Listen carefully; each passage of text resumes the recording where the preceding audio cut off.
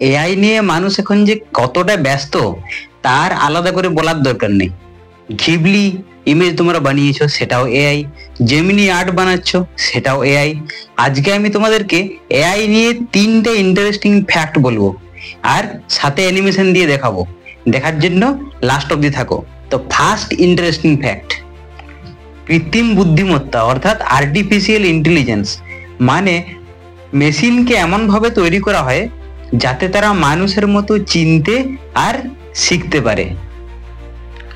AI প্রচুর তথ্য বিশ্লেষণ করে আর তার ভেতর থেকে নিয়ম আর প্যাটার্ন খুঁজে বের করে, তারপর সেই অভিজ্ঞতা থেকে কোনো জিনিসের সমাধান দেয় বা ভবিষ্যৎবাণী করে।